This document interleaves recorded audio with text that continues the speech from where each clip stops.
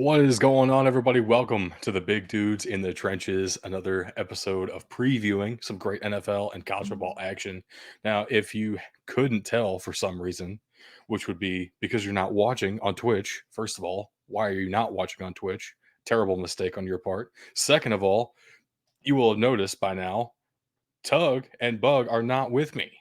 That would be a problem, except we have a great friend from all the way down Australia. And you know what?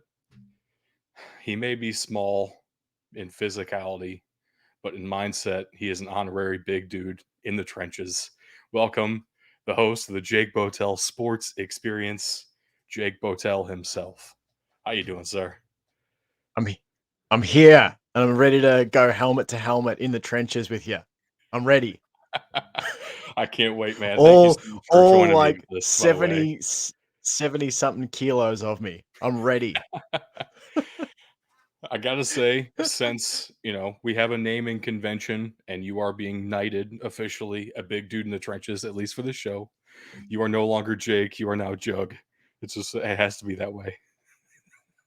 I'm ready. I'm ready. Jug is ready to be Okay. filled with football information. Let's do it. Doug and Jug together at last.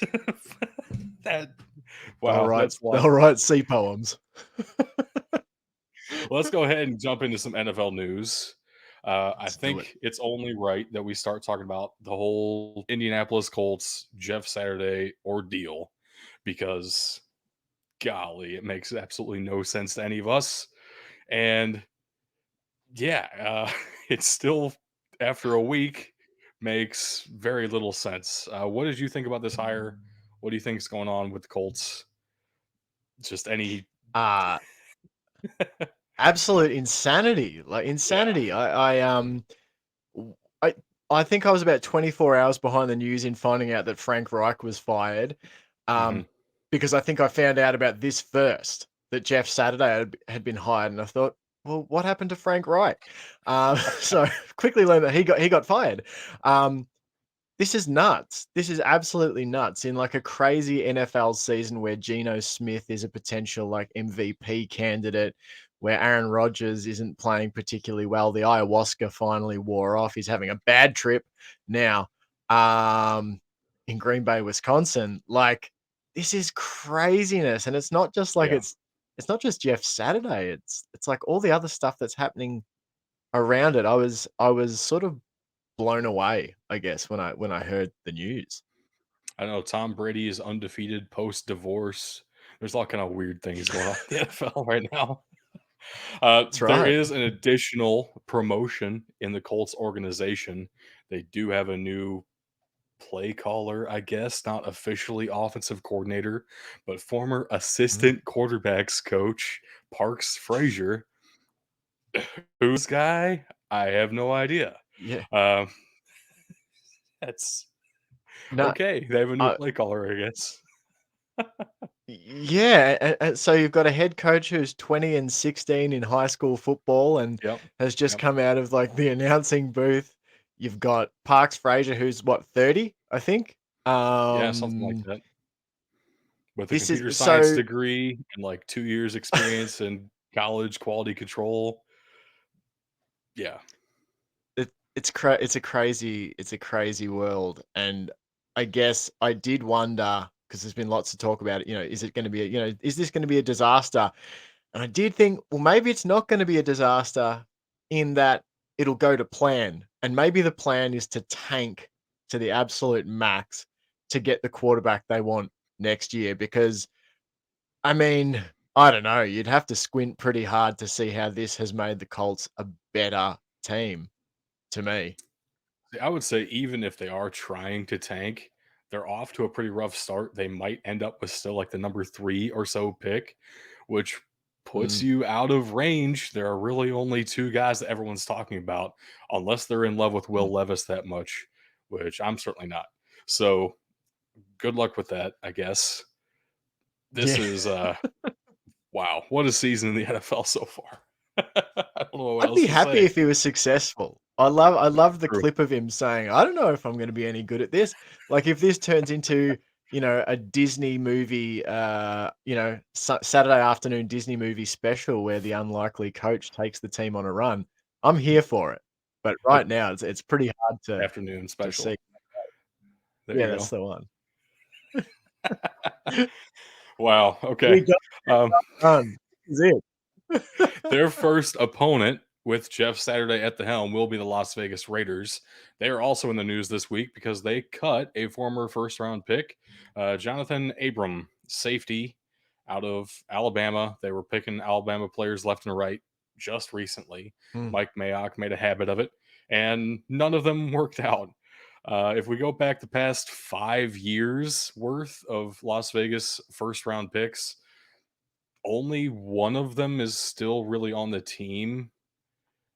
I mm, mean, technically two, I think, but neither of them have their fifth year option picked up, and it's like sketchy situations. We're talking Alex Leatherwood, Damon Arnett, Henry Ruggs. Some of those are off the field mm. issues that you really couldn't have foreseen, a la Damon Arnett Yeah. and Henry Ruggs. But then you also have the Colton Miller, Gary and Conley picks. You wonder why Las Vegas isn't winning too many games. This kind of highlights it right here. Yeah, and transitioning from talking about Jeff Saturday, the analyst hired out of he was working for ESPN, wasn't he? Jeff Saturday, Yeah. Yep. comes out to coach Indianapolis.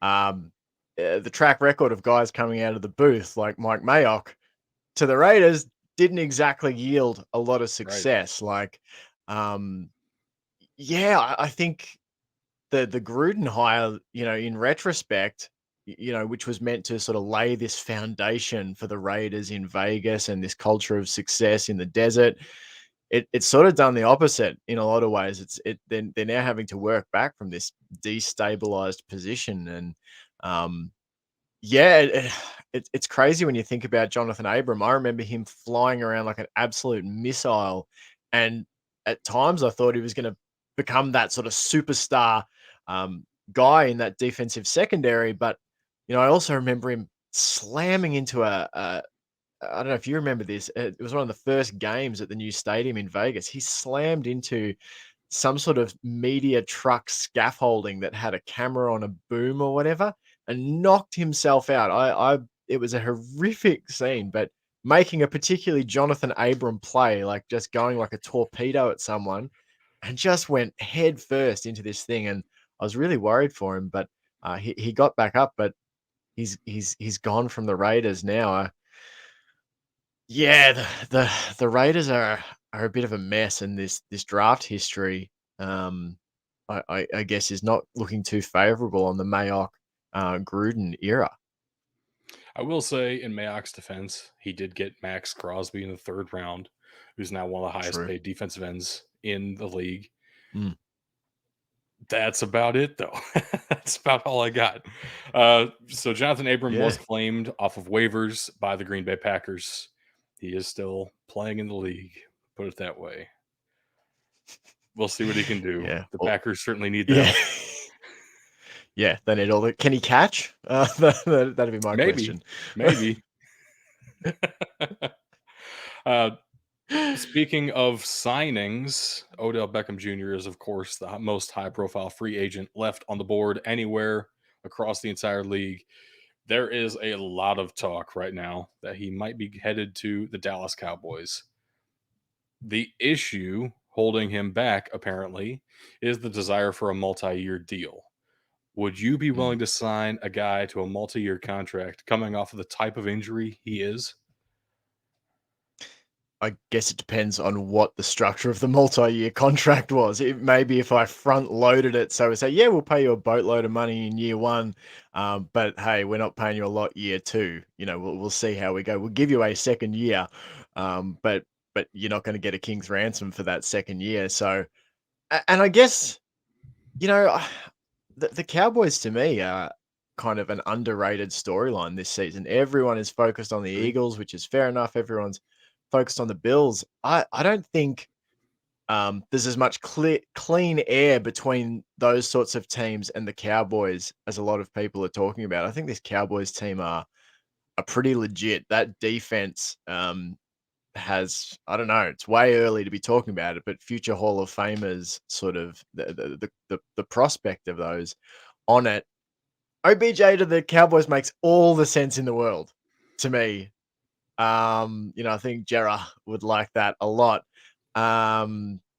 But yeah, I wouldn't be going out and giving him a heap of money. I would for year one. Like I said, it depends how you structure the deal. If you can make if you make a 1 year deal look like a 2 year deal so that he's happy and you're happy, then I say get it done. Because it just does make too much sense to If me. anybody could pull that off, it would be Jerry Jones, I'm sure. That's Absolutely. we shall see. I'm kind of looking forward to seeing Odell Beckham Jr. back on the field, though. He's always a very fun player to watch. And then speaking Yeah, of owners, I guess talking about Jerry Jones there, Dan Snyder's under some fire for real this time. Finally, just a bit. he's actually getting sued by the Attorney General in Washington D.C. for a Mm, whole lot of things. It's not only him, actually, as well. The NFL is getting sued. Roger Goodell is getting sued for toxic workplace environments, all sorts mm, of actual, seemingly legitimate work related legal complaints about how the Commanders organization has been run. If anything's going to force him to sell the team, it would be legal trouble for sure. And there are buyers lined up. Apparently, Jeff Bezos is very interested. He does own the Washington Post and has ties to the area. TMZ saw him and Jay Z having dinner together. And so now everyone assumes that they're going to buy the Commanders as a duo, which would be hilarious. What do you think love it. about this entire situation? Because the Commanders up and down the board have been a mess for like 5 years at this point. Yeah, and like what like it's such a complicated history, isn't it? Like as a Right. franchise, because they're such a storied franchise. Like it's not like there's some, a team like the Jets, or the Chargers or some, they've got Super Bowl titles. They've got plenty of rings, to talk about, and not in that much of a distant history. We're not going back to the 60s to find times when Washington was a successful football franchise, but this is like, talk about, the swamp and just like Right. corruption and all that sort of thing. Like, yeah, I think it's a mess. And I think the thing I actually personally found most heartening about this story that's come out is that it's not just Dan Snyder facing this legal action. It's the fact that the NFL and Goodell and all that are implicated in this as well. And obviously, we've got to wait and see what comes of it. But would it be surprising to any of us if the NFL are ultimately found to have been involved in wrongdoing and concealing, wrongdoing? I mean, I go back to the Spygate where, NFL agents just went and stomped on the tapes. Might have been handy Right. to have those tapes. Like, I think there's been a bit of a history of airbrushing some of the goings on in the league. So, like, none of this is particularly surprising. The surprising thing to me is that it's happening. Do you know what True. I mean? Like True. that we're actually getting some action. So, sort of where I'm at on it, and I think it would be good for Washington football fans to have a clean slate at ownership. And I think it's good when truths come out. If the NFL can be shown to have been, you know, covering things up, colluding on things, then it should be out and about in the public. We should know about that. So I think it's a positive. Yeah, for me anyway. I don't think I'm the first to make this comparison, but it definitely starting to feel like a Don Sterling situation with the LA Clippers. If you remember that whole story with the NBA, where he eventually got forced out for just being a racist asshole. Mm, Dan yeah. Snyder is, I don't Catches know if up with you he's sometimes. right, right. It's not a good policy to have, as a person. Um, it feels like it's going to be some kind of weird legal issue that's finally going to Mm. get something done here, and I really do hope for Washington fans that this is the end of this whole saga. It feels Mm, bad. I feel bad at a certain point talking down about the franchise so often when it's really just the owner's fault. Actually, all the players are really fun. I love Ron Rivera mm. as a coach. The organization, other than Dan Snyder, seems to be pretty great. So it's And there's yeah, great history, like, right. Doug Williams and Super Bowl records and the Hogs and all, like, The there's so Hogs, much good history. Speaking of big dudes in the trenches, right? like, that's what you want. You want, yeah, I guess, a team in 2022 and beyond that you can be proud of the way it's run. And so I really do genuinely hope that Washington fans get that, because think about how fun that division could be with the Giants seemingly on a bit of an upswing with Brian Daboll. The Eagles seem to have stuff together. The Cowboys. If you had the Commanders, have a bit of a resurgence, that could be fun. Well, the Commanders are playing a primetime game this week. They'll be on Monday Night Football, which means we are going to make picks for that game. But let's go ahead. Our record so far this season. I know Bug and Tug aren't with us today, but at the same time, this is where we're at. I finally got up to 500. Happy about that. Feeling good about myself. I should be above Nice. 500, except for those lousy calls at the end of the Titans Chiefs game. I almost looked like a genius for taking the Titans. Brutal, It was. It's a brutal game. brutal. So yeah, that's what happened there. We all picked the Ravens and we all won. Beautiful, except for the Saints, Excellent. which are not very good. And so that was. But this slate of primetime matchups, the Falcons at Panthers, has already started on Prime Video. If you're Mm. watching this, it means that you understand that Thursday Night Football is not good. We appreciate you, and we want to boycott Falcons at Panthers because this is a terrible game. Absolutely. It has no chance of being any good. And also, it's Thursday night, which is awful. It's one of the worst decisions the NFL has ever made. So let's talk about Sunday Night Football. Starting with the Absolutely. Chargers at the 49ers. Crazily enough, all of us are picking the 49ers.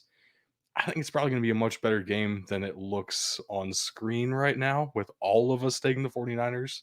What do you think about this matchup, though? Mm. Oh, like, it's so health.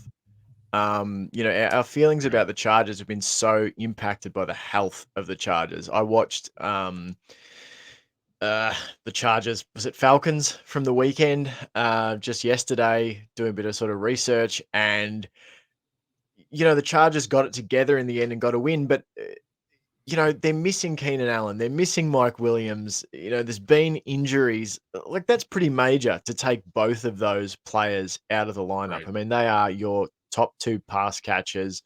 Um, I think this second half of the season is going to be where we can more fairly evaluate LA. I'm not a massive Brandon Staley fan, but I have to say that, I want to give him a full healthy season with these players before I, come down on a judgment on him.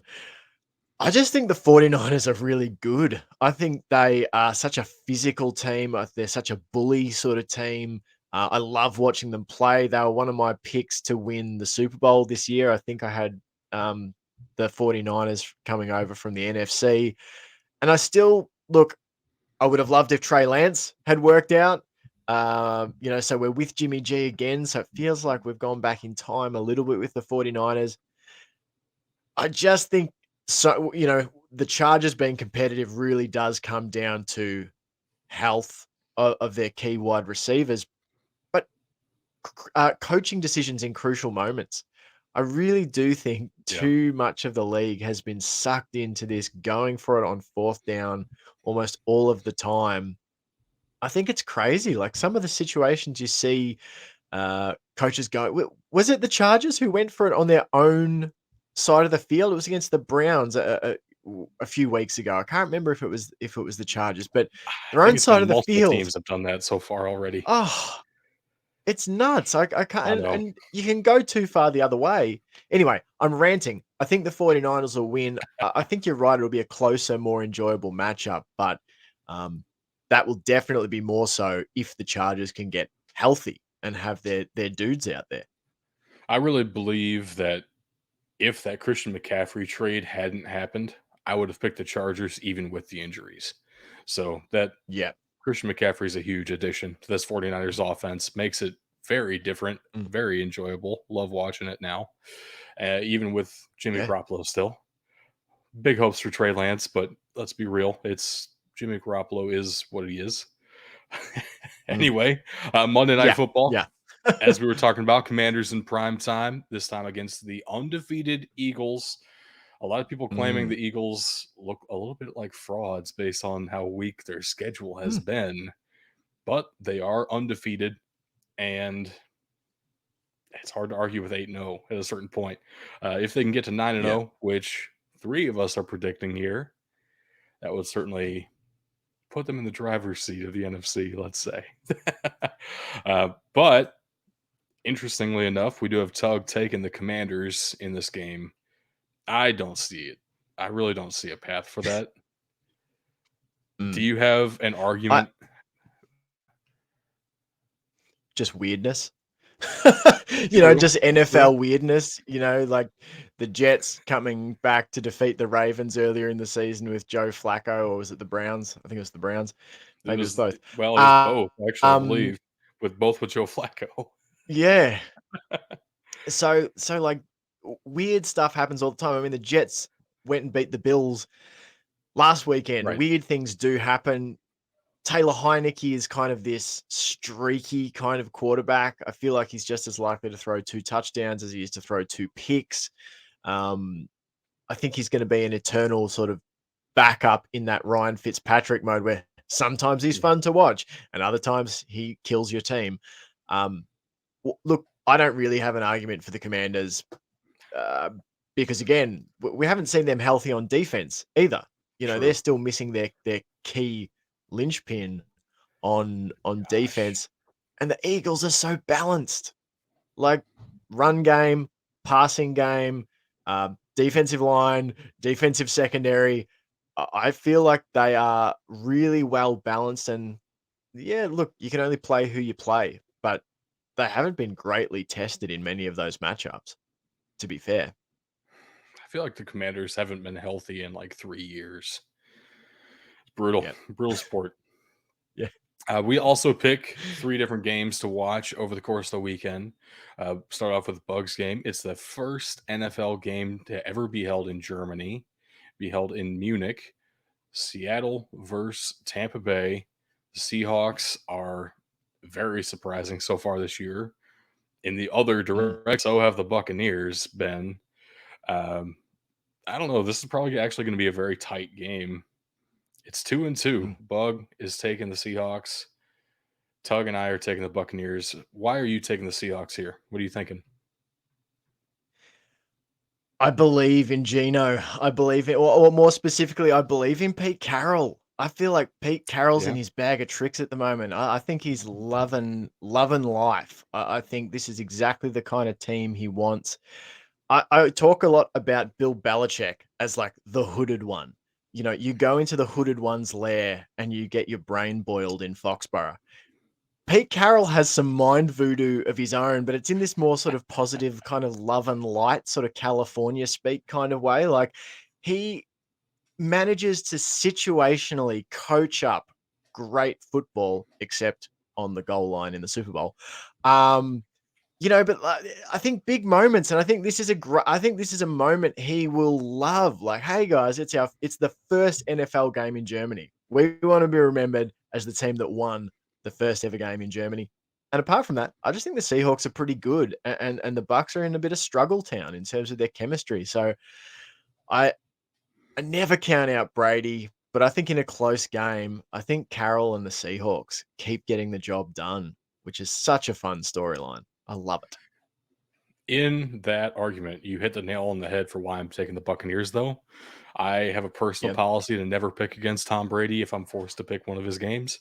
So it's Yeah. just It's a usually good works out policy. for me. Next up, Yeah. I took the Vikings at the Bills. Of course, it's the Mm, highest, probably the highest ranked match of the weekend, if you will. The mm, Vikings are 7-1 right now. Pretty surprised at that. Also surprised at the move they made in division for TJ Hawkinson, though gotta say it looks pretty good so far. And the Mm. Buffalo Bills are coming off of a very unusual loss to the New York Jets. First time the Jets have beaten the Bills in, I don't know, 47 years, it feels like. Not literally true, but definitely how it feels. Yeah. Honestly, I think this is going to be a tight game. I'm kind of just taking the home team here in the Bills. Yeah. And a big question is it Josh Allen or is it Case Keenum? Josh Allen with that True. elbow injury didn't practice today, per reports and that sort of thing. And it's hard to know, of course, he probably wouldn't practice if he's got any lingering soreness. You're just trying to get him right for the Mhm. game. Vikings have kept everything close this year. I think, what I'm going into this game wanting to learn is how good are the Vikings? Like they're a 7-1 team, but this is a real challenge. I think they go um, at Bills and then Cowboys next week. I think this is a really good 2-game stretch to sort of see where Minnesota is at because they've done such a good job of getting over the line across the first, sort of 2 months of the season. I think this Bills team is going to be really, really angry about last week. And look, I wouldn't even be surprised if Case Keenum does play, that this defense for the Bills just finds a way to get it done. I think they don't want to be denied. Matt Milano has played lights out. He has been an Yeah, absolute revelation this season. The dude's a absolutely. game wrecker. So, yeah, I've got the Bills. I've got the Bills, but I think it'll be close. I actually think even with Case Keenum, he's different enough of a quarterback that might actually be tricky for the defense on short notice to prepare for. And Case Keenum in a Sure. short stretch, 1, 2, 3 games, can win you over 500. It can get you a 500 record in those games, at least. And Mm. the defense is Well, good enough so far. I'm taking the Bills anyway. I definitely understand where Bug's coming from. Taking the Vikings mm. here. He's the only one of us though, and yeah, I think this is going to be a great game. Last matchup that we picked to watch out for this weekend, Tug wanted to take the storylines. Colts at the Raiders. Jeff Saturday at the team that he was just on TV talking about how bad they are for ESPN. uh, Almost Love it. everybody's taking the Raiders. I'm gonna take the Colts, and Cool. this is not even an endorsement of the Jeff Saturday hire. This is simply, Mm, I think the Raiders are really freaking bad this year, and mm, Josh McDaniels does not deserve a head coaching job. They've been out to 3 different 20 plus to 0 leads and lost all 3 mm. of those games. I don't think the Raiders can handle it. And I know the Colts are bad right now, and I know they're starting Sam Ellinger. I don't think the Raiders are any good. Yeah. Well, you mentioned those leads they've given up. I heard a stat quoted that is the most leads of that margin given up by a team in a single season in the history of the NFL, and we're only It's halfway only through week the 10. season. Right. Yeah. That's So, rough. look, I've gone the Raiders, but I totally get where you're coming from because I almost switched to the Colts when I heard Jeff Saturday's speech to the media. I was like, "Hell yeah. True. I'm in, I'm Me in too. on this." Um, yeah, so I can imagine it having that impact on a locker room, and often you get a bit of a dead cat bounce anyway. True. When a coach gets the sack, gets fired. My Aussie lingo We've coming through certainly there. seen that in college football this season. I mean, look at Georgia Tech.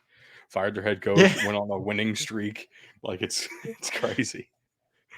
Yeah, it can happen. And look, if my question would be, if Jeff Saturday beats the Raiders, is Josh McDaniel toast before the season is over? Is he toast by that evening? I have no idea. It's a Legitimately, I possibility, don't isn't it? know. Though. I don't know if Mark Davis can afford that with how much he's still having to Yeah. pay Gruden and Mike Mayock right now. Oh, it's yeah, It's insane, but I can see it happening. I can I can see the Colts winning this game because I think actually Jeff Saturday and Sam Ellinger as a QB head coach matchup. I think it's a great sort of mind meld there. I think they'll vibe. It's certainly an interesting mind meld. I don't know if it's a great one. I guess we'll find out. And I will Yeah. say, after that speech to the media, I was ready to run through a brick wall, and the Raiders are not a Yeah. brick wall. So we No, won't. no, exactly. I can't believe it. Has there been a big free agent move like that? Or, trade, whatever. I can't remember if it's free agent or trade, but It Devontae was a Adams trade, that's but that's been less effective in recent yes. history where you go, that who have you got? Well, you added recent history after I said yes. I was going to Oh, go sorry. back to the Yeah. Herschel Walker trade, kind of moves like Yeah. that. Um, yeah, those moves just don't work in any respect. It's weird It though. it I would have feels imagined this would have been a great pairing. They played well together at Fresno State, but yeah. something's just not clicking here. Well, I I feel like I it's I mostly on the think defense though. I'm not sure. that's probably fair. That's probably fair, but I wonder if Derek Carr gets unfairly outed if this doesn't work. Because on paper it looks like, well, you said if we got you your guy and you got your wide receiver and we've got you a bit of a running game and that and couldn't get it done. Um, yeah, I just wonder how it goes because I Yeah. imagine they will be picking pretty high in the draft at this point. I mean, most likely scenario, let's be real, the Raiders are going to win this game and it'll answer a lot of those questions for us. But if the Yeah. Colts win and I'm taking Mm, that gamble, look out. that could be fascinating. Yeah. So, other than the games to watch, of course, we take a look at some fantasy football stuff here. Very briefly, I Nice. don't play fantasy football anymore. I kind of got out of the game after winning one championship and then losing the next season. I was like, this is enough. I can't handle it emotionally. The Sean McVay approach. Yes, exactly. Exactly. Uh, but for receivers, Bug wanted us to sit Curtis Samuel and start Chase Claypool, which I definitely Mm, understand both selections here. The Commanders are going against the Eagles. That's your Curtis mm, Samuel argument right there. And Chase Claypool is probably the number one target in Chicago right now, even with Darnell Mooney being the presumptive depth chart number one. Chase Claypool's got to yeah, be getting a lion's share of the targets anymore. Just because they haven't any other options. Nobody can create mm, separation on this team in the wide receiver core, Chase Claypool included. He's just big enough to be able to mm. make up for that, unlike anybody else on the roster. So Yeah. it's rough, and I think Justin Fields is a start more than any other Bears player. If you're going to start one, I guess Chase Claypool is probably your best bet. Yeah, and look, as a Steelers fan, I really enjoyed watching Chase Claypool, particularly 2020. He made a pretty average end to Ben Roethlisberger's career, occasionally exciting, being able to go up and grab some of those, 30-yard floaters from Big Ben's broken catapult of an arm. I think Claypool can blossom in this offense. I think Claypool can blossom with Justin Fields. I think he's a People make a lot of fuss about the celebrations and the TikTok stuff with Juju and Chase Claypool, but I am starting to wonder about the environment in Pittsburgh because Juju's gone on to the Chiefs and is it's really starting to turn things around and put up good production. Wouldn't surprise me if Claypool goes and starts having a great career again at the Bears, if not this year, then next. I just had a really bad thought about how deadly of a TikTok combination Juju would have been with Jackson Mahomes if he had kept up his antics. That is Break the gross. internet. I hate that so much. On the running back side of things, it's another Commanders player that we're saying to sit. Really, Mm, any running back from the Commanders this weekend. Brian Robinson's probably the starter, though. mm, Amazingly, because he was shot multiple times in the offseason, he's the mm. starter, though. Yeah. Probably don't want to play him against the Eagles because that defensive No. line is up there as the best in football at the moment for sure. Mm. I don't want to run against them. I know that much. No. No, absolutely not. I definitely don't. Then, of course, we're They'll saying break to me. start Nick Chubb. Now, of course, he is the number one running back in fantasy football. A little bit of low hanging fruit. Also, it's a pretty bad defense they're going up against this week. So Nick Chubb is I don't think you're gonna find him on the waiver wire or anything, but No. definitely I keep him in the just starting lineup this week. Yeah, and just like Cleveland, just run him like 35 times a game. We don't need to see Exactly.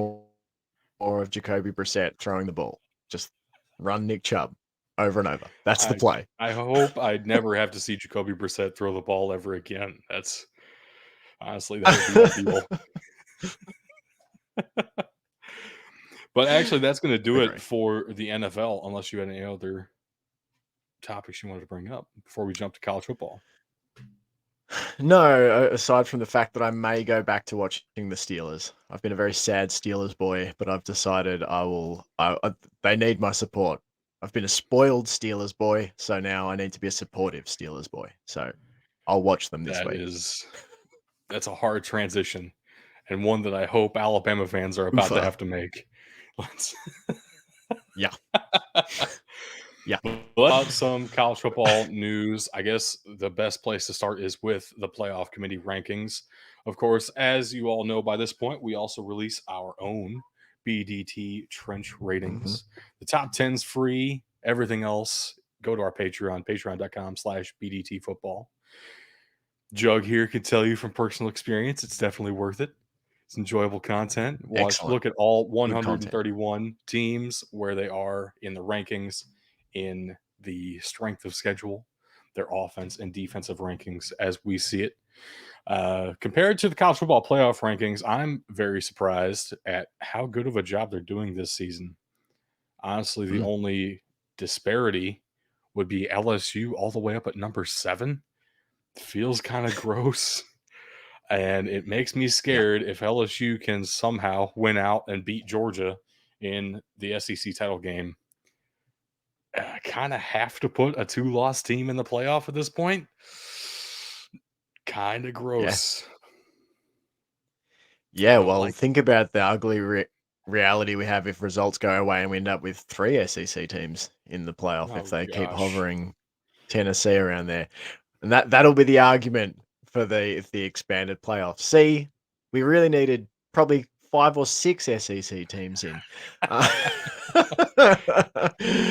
um, yeah, like I'm kind of the LSU one up, up the rankings to me was trying to prop up some resumes too, trying to Right. strengthen resumes.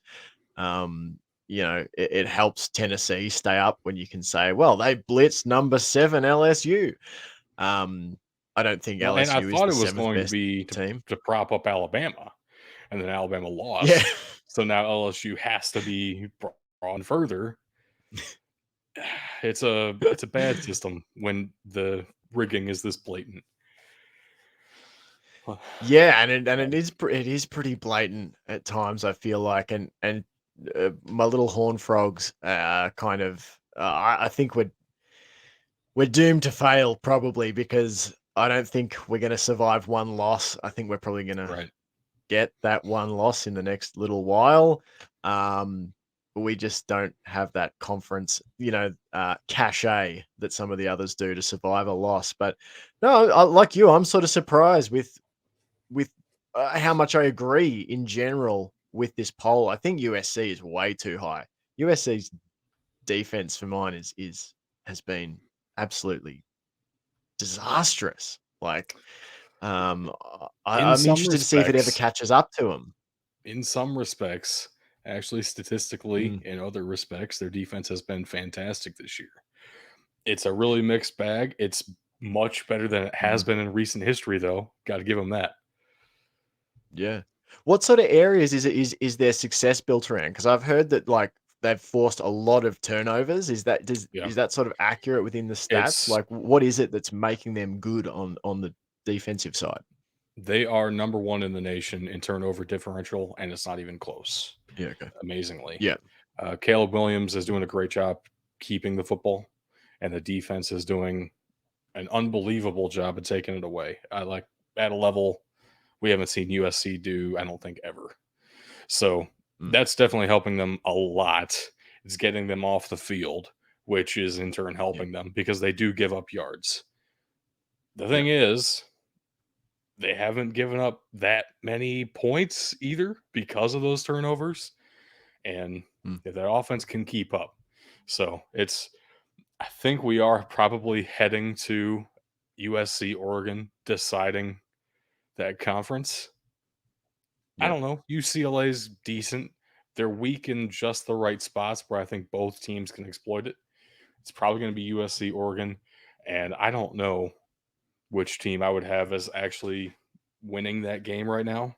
On a neutral Mm, field, I think it might be Oregon by like 3 or 4. That spread, mm. I mean, it's gonna be tight. Well, it's interesting to look at Oregon too, like when they've played a team that can actually legitimately throw the ball. Like they lost 49-3 against Georgia, and that Right. was week one. But UCLA was a 45-30 win, so 30 points they conceded against UCLA. Washington True. State threw the ball all over Yeah. Oregon, 41 points in that. So like that is one area I think Oregon is still struggling to put it together is in the secondary, but they seem so strong in other areas that they can sort of compensate. That Washington State game is definitely more indicative of that than the UCLA game. The 30 Yeah. points UCLA put up, I think 15 of them were in the last 2 drives of the game. Yeah, right. Desperation, garbage time kind of a deal. Washington State, Yeah. though, with my boy Cam Ward, been watching him since he was at UIW. Garnet Word come up. Mhm. Uh, yeah, yeah. Washington State's fun. Not in the top 10 though. Let's move on. Let's do it. And let's do so in kind of a pivot because let's talk about some Group of Five news. Mm, And we have to start with the Sun Belt because Grayson McCall has been injured. His a broke something in his foot against Appalachian State last week, and that's huge because Coastal Carolina was definitely in the lead in the Sun Belt, probably the best team in the Sun Belt, potentially, depending on what happened in the American, even eventually competing for that Group of Five New Year's Six Bowl because they're 8-1 right now, and they've been beating some pretty decent teams in the process. Grayson McCall now is out 3 to 6 weeks, definitely the rest of the regular season, then potentially even missing the bowl game. That is a brutal way to go out. Came back his senior season just for this and is going to miss a lot of it. That is brutal. yeah, and missing like the end that you want to be playing in, sort of thing. I mean, obviously you want to play a full season, but if you could take being injured in one half of the year, it'd be the first half, Right. so you can get back, for the Right. pointy end of the season. Now you're talking about missing bowl games or, like you said, New Year's Six and that sort of thing. And what, 21 touchdowns, one interception in 9 games, well and truly on pace to break some of those previous bests. Um, Coastal Carolina are a fun team to watch. I feel like their coach is eventually going to be poached for higher office somewhere in college football Yeah. with the job he's done at Coastal. Yeah, what a bummer for Grayson McCall and for college football. These are the fun players you like to watch. It always sucks when they get injured and we can't watch them from a selfish point of view. I know. I know. I still remember that Mm, Instagram post when he announced he was coming back for his last hurrah at Coastal Carolina. He ended it with, I mm. piss teal. I can't wait to get back on the field. Grayson McCall will Great always be a uniforms. legend for that. Great uniforms. Coastal. I'm a big uniform Over guy. in Conference say we have one alternate uniform to look at this week because it is the greatest Mm. alternate uniform of all time. Not joking. Look at this helmet. Western Kentucky has gone all in. So if you don't know the whole This is story, amazing. they were doing black.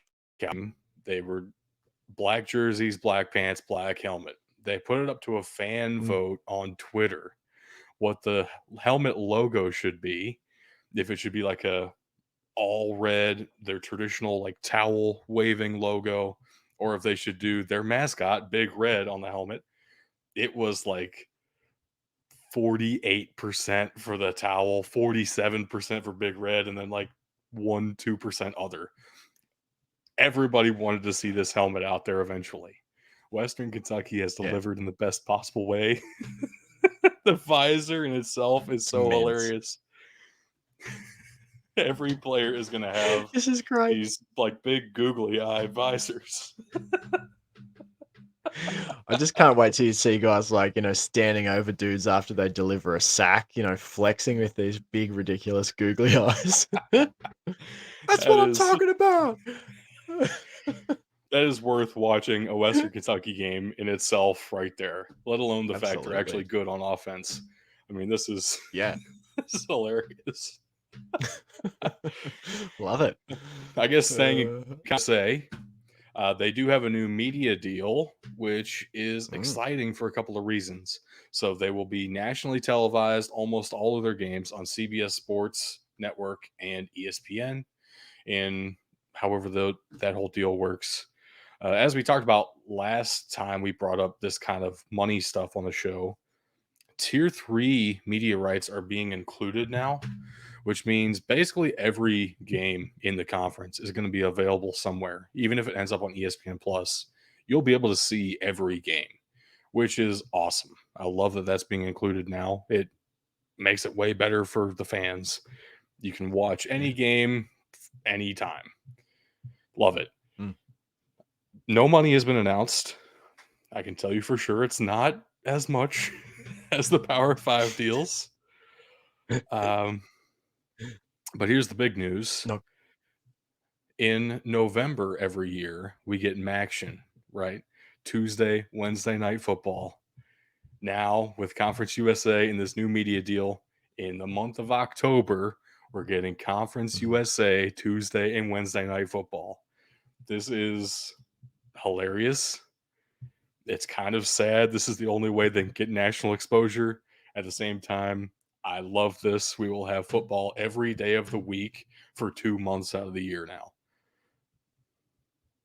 Absolutely. And like as an Aussie who used to love the cricket season for the reason that through from like October through to February or March, you could pretty much find something on the radio or on the TV every day. And I'm a big radio guy because I can do other things at the same time and be Mhm. listening in. So, baseball is kind of a comparison in the US, but let's face it, if you want a sport on all the time, it's probably not baseball, like if you really can choose.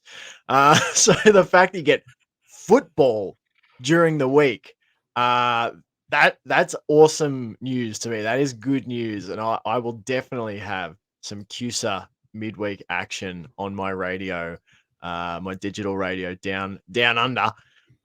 This is glorious news for college football fans. So it will start next year, 2023 season. We will have midweek Conference USA action all month of October. And the reason it's starting next year is because there are a lot of changes going on with Conference USA. A lot of teams Mm, moving up, if you will, to the American, even though they're both group of 5 conferences. mm, Athletic Conference has finally, as of 2 days ago, announced what their schedule and basic makeup of the conference is going to look like once all of these moves happen. So, starting next season, we will see Cincinnati, UCF, and Houston be a part of the Big 12, and we will see UAB, Rice, Charlotte, Florida Atlantic, UTSA, and North Texas all mm. joining the American Athletic Conference, bringing it from 11 teams down to 8 for a moment, and then back up all the way to 14 teams in the American Athletic Conference. This is kind of huge. It's also big news for the American. They are doing away with divisions. This is something we're Mm. seeing more and more of. Mostly every conference is going to be completely rid of the division structure in the next couple of years. I don't know exactly what it's going to look like for the American. There's probably going to be one, maybe two protected rivalries, and then a rotation with every other team. That specific part hasn't been quite announced yet. I've seen one Mm. protected rival for each team, but I don't I don't know yet. We'll see exactly how that goes down. For example, we're going to see Memphis versus UAB every season. That Yeah. that is a classic rivalry from back when Memphis was in Conference USA. We're getting that back every year. Fantastic. Love that news. Mm. I mean, it's good vibes all around. A group of five. Good things happening. Yeah, absolutely. What do you think about getting rid of like divisions? Because as an Aussie sports fan, we don't really do divisions. We don't even do conferences in most of our sports. It's really Mm, much closer to, like the English Premier League. You just have 18 teams in the Australian Football League. They all play against each other. The top 8 go to playoffs. Um, do you think this like yeah, how do you feel as a US sports fan as divisions slowly go away um across sport? Do you think it's a positive as a fan or a negative for you? I would say you have to go back to why divisions were created in the first place. Why conferences were created in the first place. And none of those reasons really exist anymore. So the US is big enough that it was really impractical back in when football was really getting going. Mm, 1890s, 1900s, 1910s for teams to be able to travel yeah, all the way across the country every single week and play somebody new. So they created these geographically centralized conferences together and then just played the teams closest to them every season, maybe a couple cross country trips, then decide something between that conference. It made a lot of mm. sense when everybody had to travel by bus or something even worse back in the day, maybe taking train rides. Mm, Yeah, anymore there's no real need for it. I love the tradition of college football, and I love the tradition of playing your divisional opponents every single season. At the same time, have to admit, conference realignment has messed all that up anyway. Ohio yeah, State versus Indiana is a classic rivalry. That probably mm, should happen every year. I kind of hate that it's not going to happen every year. At the same time, Ohio State versus Rutgers, Ohio State versus Maryland never happened until like 2014. But now it happens mm. every season just because they're in a division arbitrarily. I understand why things are changing. It makes the most sense in the long term.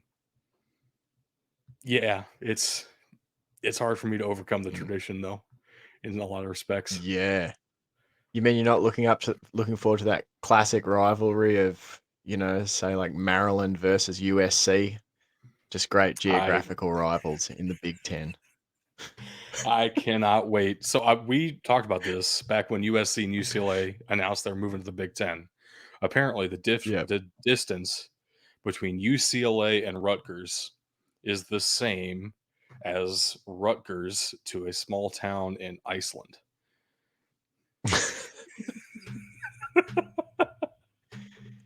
Hey, Just like Reykjavik might be interested in a team in the Big Ten.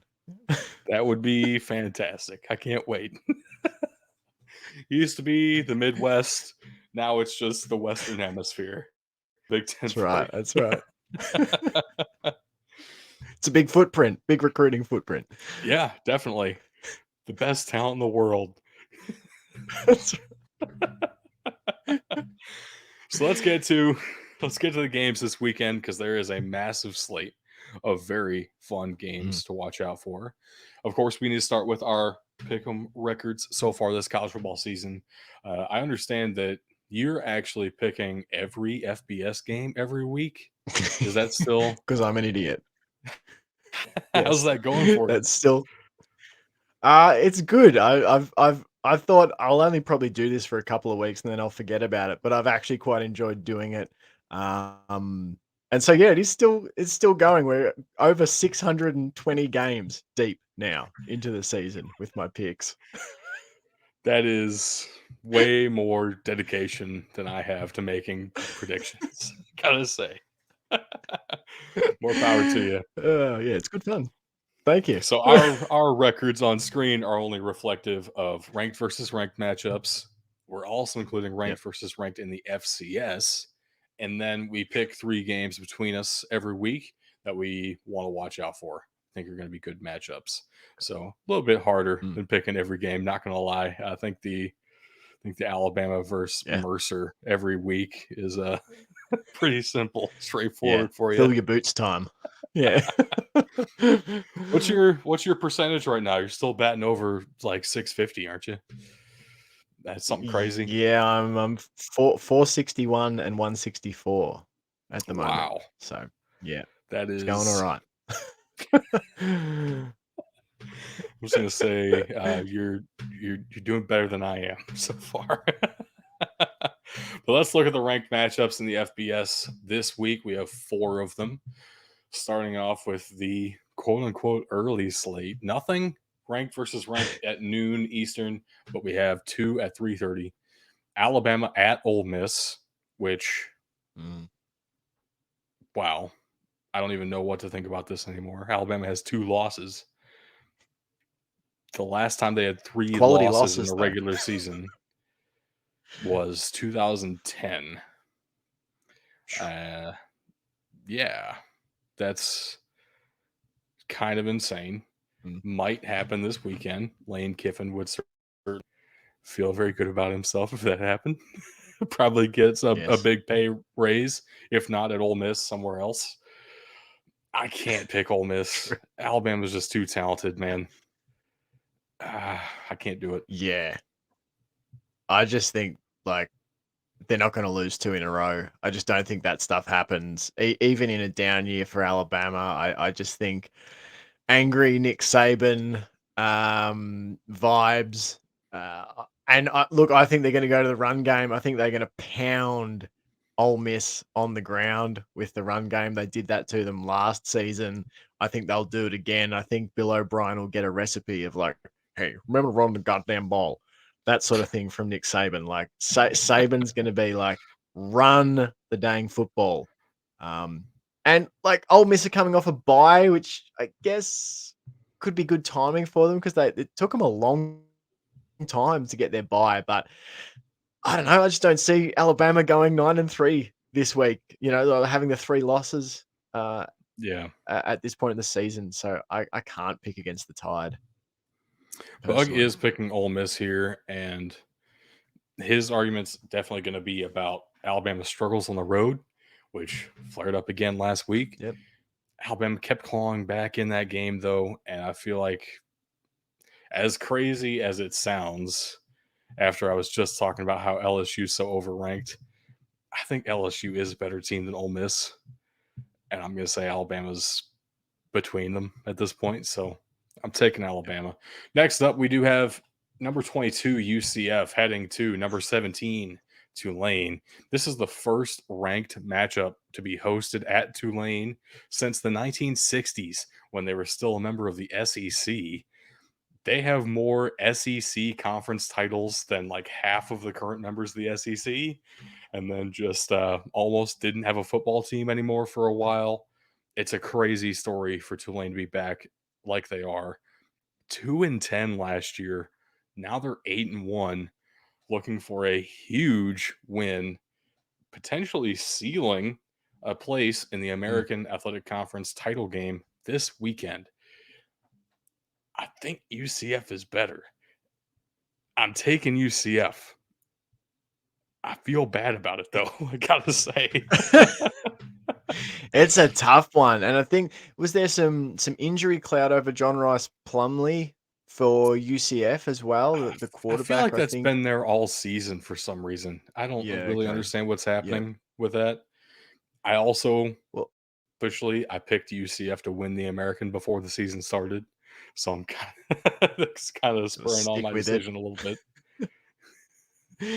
Yeah, I think it's that thing for UCF. Like they are what I think they're ranked 8th for rush yards per game, and the ninth Yeah, most rushing attempts per game this season. But Tulane, I think, pretty good stopping teams on the ground. I mean, their defense is pretty good in general. They've allowed the 11th fewest points in the country. But just 3.5 yards per attempt on the ground, which is 29th in the country. So, like, they're not like top 10 run defense, but top 30 is pretty good out of 131 right. teams. So, I'm just going to go with the Green Wave being able to maybe put a stop to at least some of UCF's run game. But I think this is going to be a close fought battle. You honestly, you might be right. I'm taking UCF out of pure stubbornness at this point. It feels like Yeah. uh, third ranked matchup of the day. We're heading down to number 25 Washington at number 6 Oregon. This Mm. is going to be on Fox. Their big game of the day. We're all taking Oregon here. Actually, I think the spread. If we were picking against the spread, I would take Washington. Because, like we were talking about earlier in the episode, Washington State threw the ball all over Oregon. That's what Washington does well at the same time. So, Michael Penix having a great season. Probably Mm. not good enough to beat Oregon straight up, but 14-point spread. Come on. Yeah, it's a big spread. I'd be looking at the over. This looks like shootout time True. to me. True. Like this looks like points aplenty. I'm hearing Bo Nix Heisman talk. Is this something that I should be believing in? I'm I hearing Bo Nix Heisman talk. I'm kind of starting to buy in, honestly. He has the most touchdowns accounted for in all of college football of any player this season. Uh, 13 rushing touchdowns or yeah, something? yeah, Did I? it's kind of insane. Hmm. It's honestly what he's doing this season is very impressive. I think he's the first player in some insane amount of time to have all three passing, rushing, and receiving touchdown in a single game. Um, Hmm. and he's done Crazy. that. I don't know. I think it's legit. There is some real smoke there. Yeah. He'll have to finish the season very strong, but it's possible. The question is, like the old saying, the pen is mightier than the sword, but is the pen Nix better than the other Knicks? That's the question in this matchup. That Is the was pen a Knicks terrible way to better introduce than the that other? joke, and I respect No it. worries. Good job. I try my best. Last ranked matchup of the weekend at the FBS level, we have number 4 TCU heading down to number 18 Texas. Texas is favored in this matchup, even though TCU is Mm, undefeated and number 4 in the country. I gotta say, I kind of understand it. TCU has been making some very narrow escapes for multiple weeks now. yeah. And if Texas is at full strength, which it seems like they're going to be, I hate picking against TCU, but I feel like I need to here. Bug and Tug are Mm, both going with TCU, and I definitely understand that as well. This feels like a game that very well easily could be like 45-7 going into the fourth quarter with Texas with a huge lead, and then TCU somehow wins 112-45. It's 100% possible at this point, the way TCU has been playing. I'm going yeah. with the Longhorns, though. I feel like they're probably the more complete team at the moment, even though TCU probably has two of the best players on that field, and Max Duggan and Quentin Johnson. Yeah, and like TCU didn't have to play Alabama either, and Texas Right. gave Alabama a Right. real shake before Ewers went out. The question really is, at what point do the Bounty Frogs manage to knock Quinn Ewers out of the game? I mean, that's the big question. Is it quarter one? Is it quarter two? Is the damage done by that point?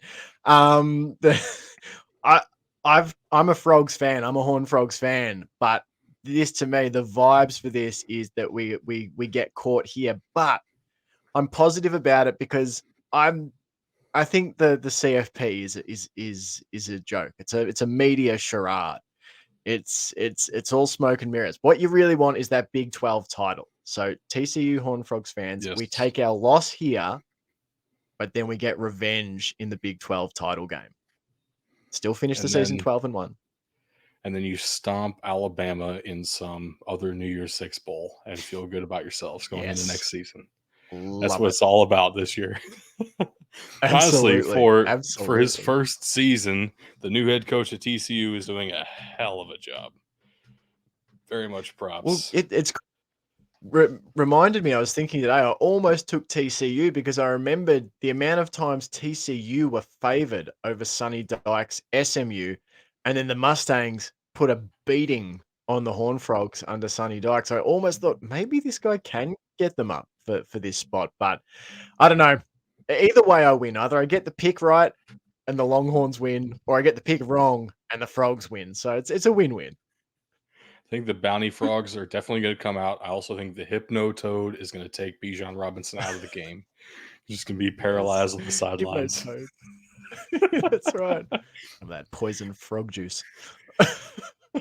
Let's go ahead and jump to the FCS ranked matchups of the weekend. Of course, we love talking about the entirety of Division One. If you didn't know, Mm, FCS and FBS are both Division One of college football, so it's only right we talk about these guys as well. Starting off mm. again, we have 4 ranked matchups this weekend. Number 13, Richmond at number 15, Delaware this weekend. I've been picking Richmond and almost every time we've had them come up. I feel like this is the week I have to go against the Spiders. I'm going with the Blue Hens here and that really strong offense in Delaware. Yeah, absolutely. And like as you said, you're gonna need to do your research here, Jake, because you don't watch FCS. So I did my research and I started to think, why don't I watch more FCS when you've got teams like Richmond with a cool spider logo, when you got the Blue Hens? Now I will say Delaware are my FCS team. I picked them last year because I loved their logo. Loved their logo.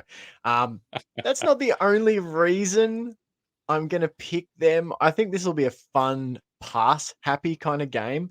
Both Absolutely. teams ranking in the top 20 for passing yards per game. They've combined for 50 touchdowns and 11 interceptions, so that should be fun. But I think Delaware's defense, they've only allowed 15 touchdowns to the opposition this season. I reckon that might just give them enough stops along the way to get a victory. So I'm picking Delaware. Tug is the only one going against everybody here. He is picking Richmond. Of course, he got burned Mm. last week when he picked against the Spiders, so he's trying to do the reverse logic of what I'm doing. Yep. Second ranked matchup of the weekend, we have number 22, Rhode Island, at number 25, New Hampshire. Unbelievably, Tug is not taking the homer pick this time, finally going against his Rhode Island Rams, taking New Hampshire. I am as well, simply because of how impressed I was with their performance last week, even in a loss. And Rhode Island has been up and down this season for me, just not what I expected. Kind of want to go with the Wildcats here. I understand Bug taking the Rams, and it looks like you are as well. Yeah, and look, my logic here is fairly flimsy. The Rhode Island showed up in a lot more when I was looking at stats and trying to do my research. When I was trying to cram my FCS research, Rhode Island just showed up in a hell of a lot more top 50s in terms of different categories when I was doing my research. So I was like, I have to give them the nod. That's where I'm going. Rhode Island. Let's go, Rams. That's honestly sound logic. I respect it very much. Next ranked matchup of the FCS, we have number 9, Samford, at number 12, Chattanooga. This is a Mm. huge battle for the Southern Conference. Samford is currently undefeated in FCS play. Their only loss on the season coming to Georgia, the Georgia Bulldogs. Don't blame them for losing 33 to nothing. Chattanooga's Mm, only loss on the season. Well, they actually have two losses. Their first loss was to Illinois. Can't blame them for that. Their other loss mm. is to a team they're tied with in second place in the Southern Conference right now, Furman. This is at Chattanooga, though. I have a weird feeling this could go Chattanooga's way. I think all the stats say to go with Samford. I got a gut feeling on this one. I had to go with it. I'm pulling for Chattanooga. I really don't know why. Everybody else is going Samford, and it's probably the right move. Well, I'm mainly going for Samford because Pittsburgh Steelers legend Duck Hodges played for Samford.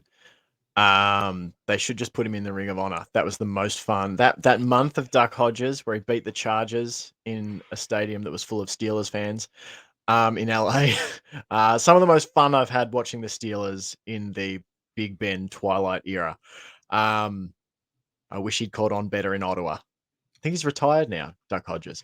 Um, so I'm going Samford, but I would say Chattanooga did sort of show up when I was doing my research in a lot of the defensive top 50s and that sort of thing. They ranked 12th in yards allowed, 20 touchdowns conceded in 9 games. I just wondered, maybe that's something you could sort of build the argument around, is that Chattanooga's defense could do something, but I've got to go Samford, if only for the reason that I salute Duck Hodges.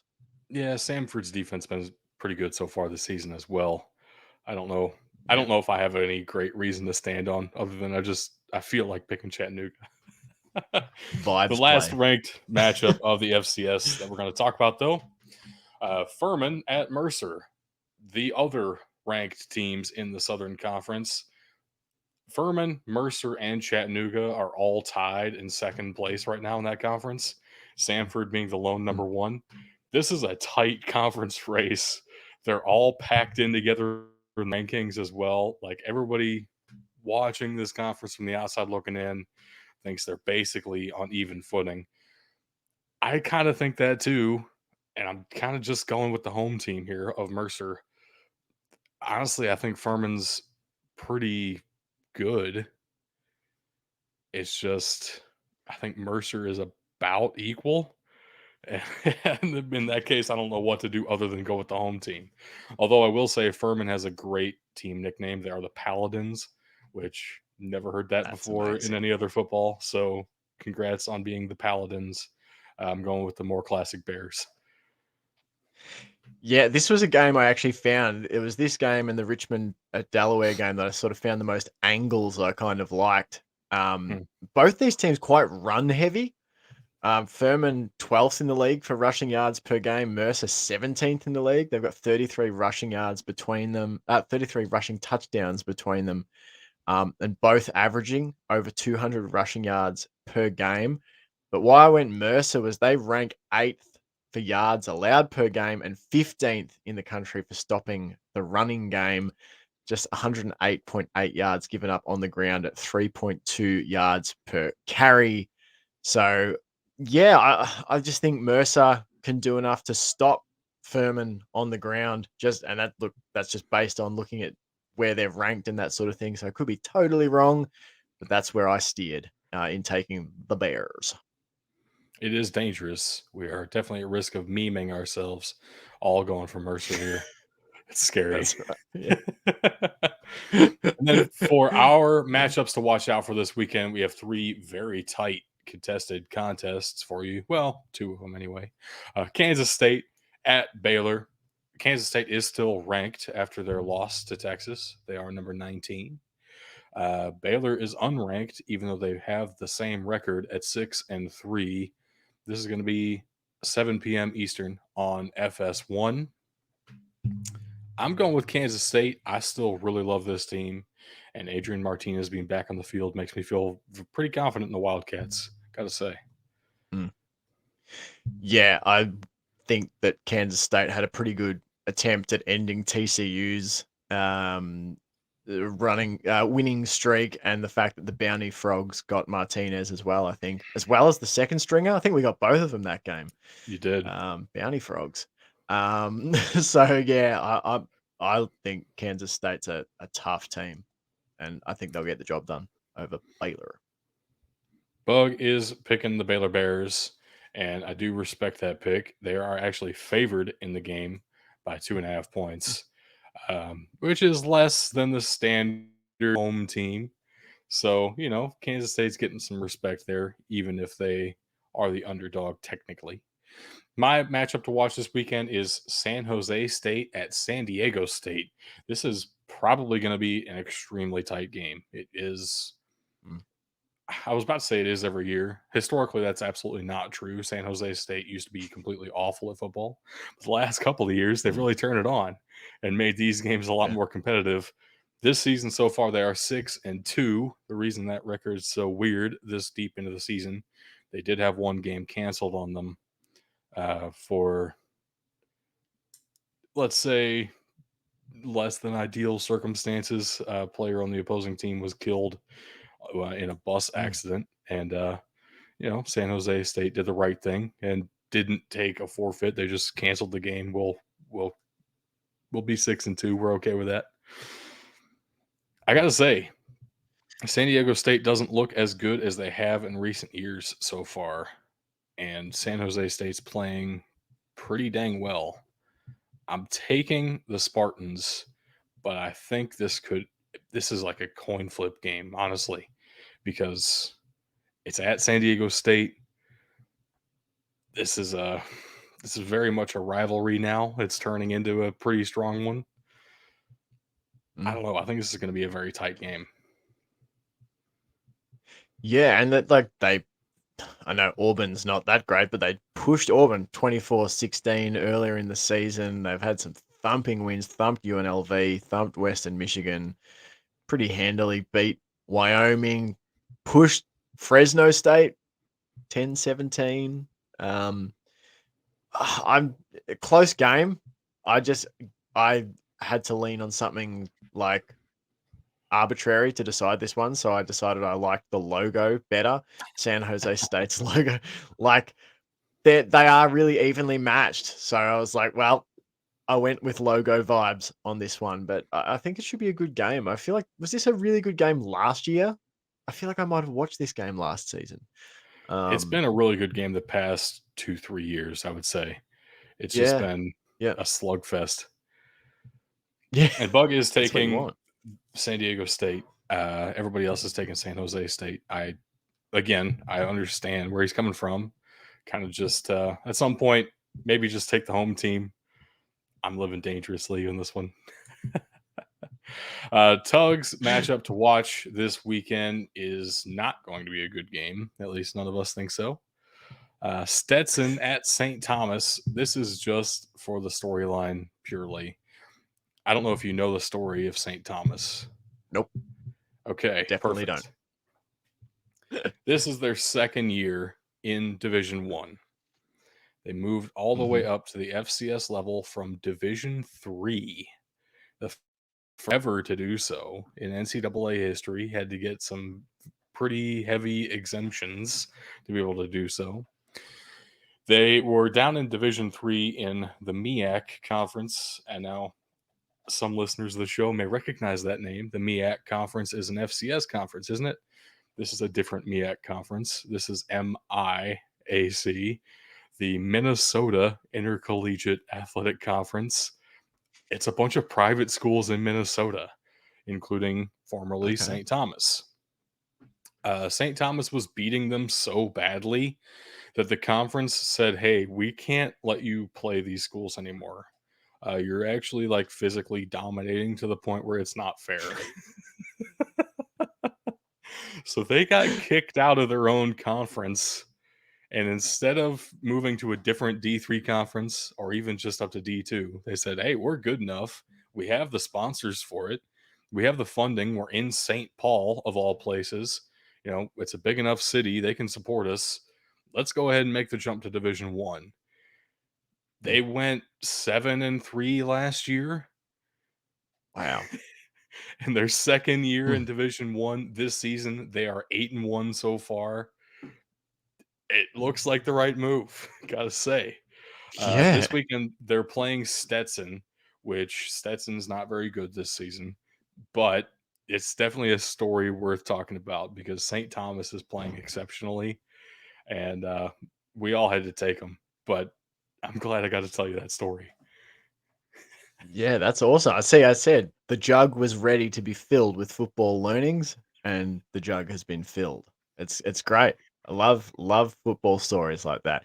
If only the AFC East could have done that with the Patriots, across like the last 20 years of like, look, you're Yes. just too good.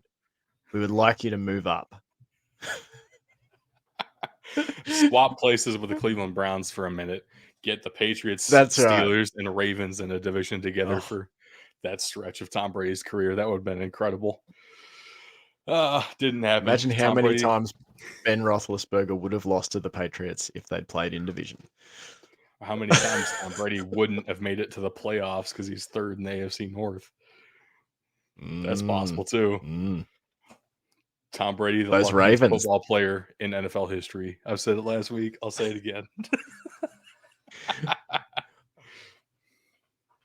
I love the stat that was Tom Brady. The Bucks currently 4-5 and first in their division. The Patriots 5-4 and last in their division. Yes. Yes.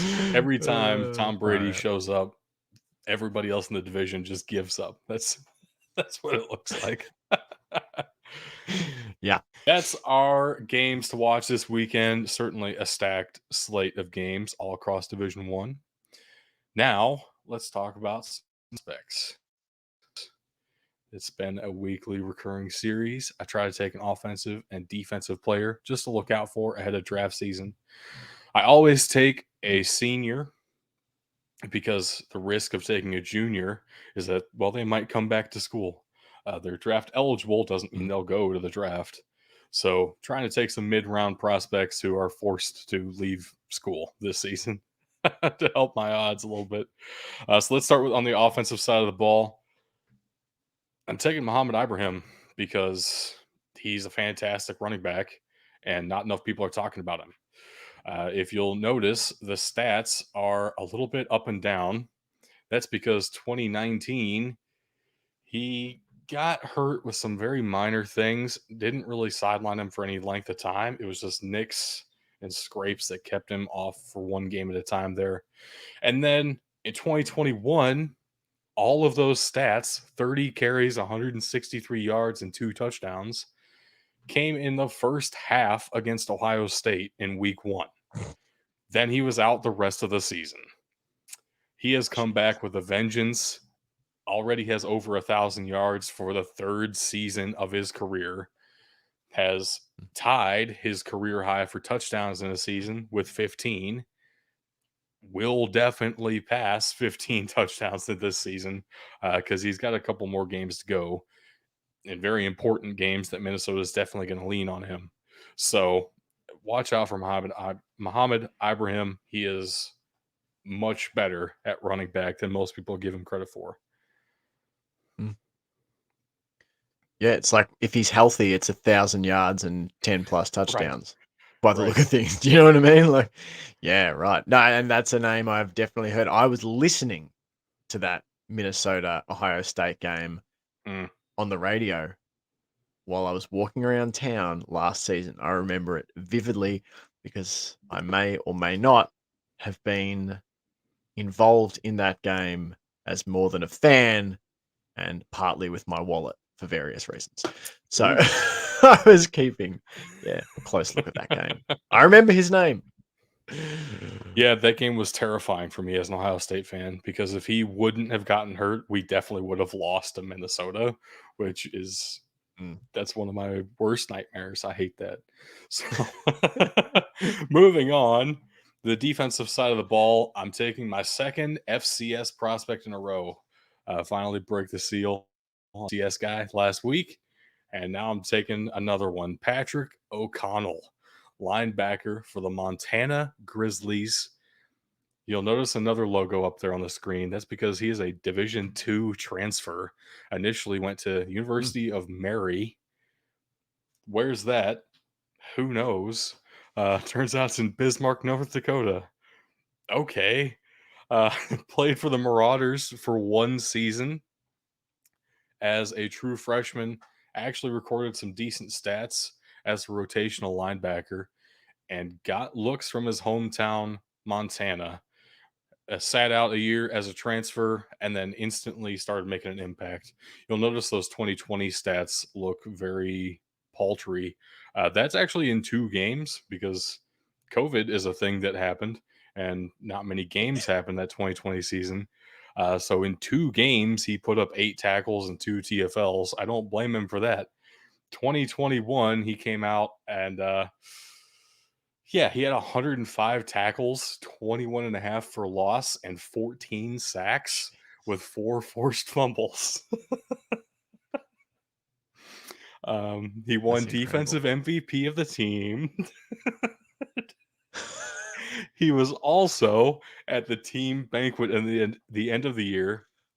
He was given the Doug Better's Golden Helmet Award for the hardest hitting player on the team, which I love that that's an award, and I had to shout that out. Absolutely. Was he would have been involved in the Montana team that beat UW last season, yeah? Is this Yes, the same yes, Grizzlies that beat Washington? Yeah, nice. yeah, and yeah, he looked freaking good doing it. So this season, production is down. Only 8 sacks so far. Only 12 tackles for loss. What is he doing? Well, it turns out he's getting his first interceptions of his career. Has 2 interceptions so far this season and hasn't had any before this year. So he's doing some things in coverage he's never done before, which is only going to help his Mm. draft stock.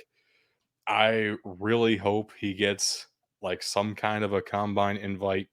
I am sure that he will at this point, if not something seriously wrong with that system. But hopefully he gets some real serious looks by NFL scouts because wow, is he lighting up the big sky in a big way. Come on down to the Steelers, Patrick. It's where it's where we'll it's where you need I'm to be. sure I'm sure he'd be down. So that actually does it Uh, for college football, unless you wanted to add something there. no, I I don't know what think else there is to just go add. I mean, we've been Frogs. talking for Yeah, we've 45 minutes covered it about college all. football. Woo. One last thing before I let you go, though, because Mm. we have something very exciting happening this weekend outside of the NFL, outside of college football. And that is a league that you follow way more closely than I do. We're talking CFL football, Canadian Football League. Yeah. Playoffs are happening right now, and we're deep in them. So, what can you tell us about the CFL playoffs so far? I can tell you that my Hamilton Tiger Cats departed last week, unfortunately, but I think we were 8-10 and squeezed our way into the playoffs in the final spot. So we probably didn't deserve to be there, unfortunately. Went down to the Alouettes. It was felt like a weekend last weekend of clearing away the pretenders. I think these final Mm, four all have a shot. Um, we've got the Alouettes and the Argonauts. Should be a fun matchup. I've heard they've had to open up more seating in the Argonauts stadium, that they're going to get a sellout, or they're getting closer to a sellout, which is kind of big news. Like, there's a lot of crap talked about the CFL, and it does have its issues and all that sort of thing. But there was a nice crowd for BC last week in Vancouver, which was awesome. And it sounds like the Argos are going to get a good crowd. Um, the big one for me, though, is BC versus the Blue Bombers. The Blue Bombers reigning back-to-back champs. But BC Lions under new ownership, it really seems they're riding a wave, and they went all in on Nathan Rourke, quarterback, was on pace to break every record under the sun in the CFL, then got injured earlier in the year, came back, and last week he was pristine in the playoff game. Took really good care of the football, dropped dimes everywhere. So big game for these teams. That's kind of where I'm at with it. Nathan Rourke is just such a cool experience to watch, and I think it's his brother playing quarterback for Ohio yes, at the Curtis moment as well. Rourke, He's for the slinging it Bobcats. around as well. Yeah, Yeah. I saw him in Tuesday Night Match this week. Very fun. Yeah, well, apparently, I think they said they're slinging it around more than when Nathan Rourke played there, and I think he was a bit unhappy. It's like, I would have preferred to play in that offense where I had to run less. Yeah, Curtis is Yeah, actually his nickname now is the Maple Missile, which I love so much. it's better than Kid Canada. That's what Nathan Yeah, Rourke gets is Kid Canada. that's Yeah, brutal. Maple Missile. That's the way. I follow I think it's Nathan Rourke's QB coach or something on Instagram. Mm, That's how I came across him, was these videos of him perfecting his throwing mechanics in the off season. My God, like that is a missile. Nathan Rourke has a serious, serious arm. He can sling it. Um, so yeah, I wouldn't be surprised if he gets some calls for NFL preseason. If he gets a spot on a camp roster, wouldn't surprise me at all, to be honest. I gotta say, in my limited CFL experience, admittedly, uh, Nathan Rourke looks like the best team about this Lions team. And I would say Yeah, Winnipeg's probably the better team overall, which makes me want to take them in yeah, this matchup, even though the Rourke family story has been very fun this whole yeah. season at every level of football.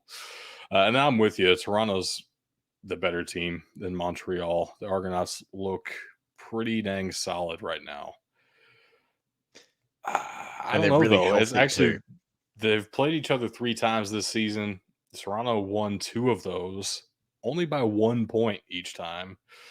That kind of scares me, but I think Toronto is the better team.